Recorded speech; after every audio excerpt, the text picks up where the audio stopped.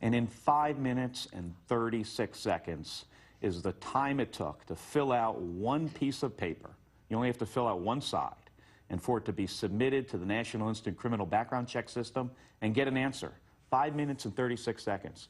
So what it shows you is that it is not the burden that the NRA leadership says what a background check is. I mean, it's a simple, common sense thing we can do to make sure the criminals and the mentally ill can't have access to firearms. Well, let's talk about that, because in Gabby's tragic case, the shooter, Jared Loughner, had been suspended from college because he was deemed to be a threat to himself and to others. He went to a gun store. He got a gun, passed a background check, and yet he was able then, of course, to go out and shoot Gabby and 18 other people. And the NRA says the problem with the background check is that the kind of mental health information, for instance, in Loughner's case, doesn't get passed on, so it doesn't get to be part of the background check. Well, it doesn't get passed on in a lot of cases. 19 states have included less than 100 records on mental illness into NICS, into the National Instant Criminal Background Check System.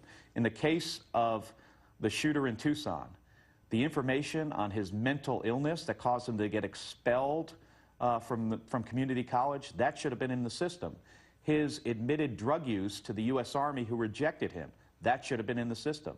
So he should have, if we had, a system, if we improved the system, he would have been rejected from buying the gun in a gun store. Now, the other problem is there's the other loophole, right? There's the records loophole, but there's the loophole that would allow him to go to a gun show or on the internet and buy a gun. And we need to prevent criminals and the mentally ill from doing that. It's crazy that we have a system.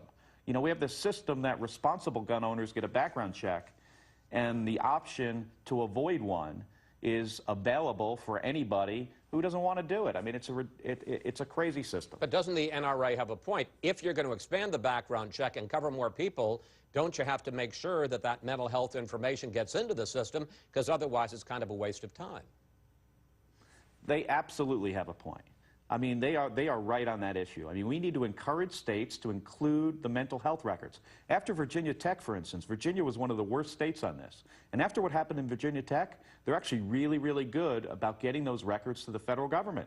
So I'm encouraging, I mean, I would love to be able to work with the leadership of the NRA and work with the United States Senate and the House to make sure we get those records in the system and then close the gun show and private seller loophole like 92% of Americans want, like 74% of NRA members want.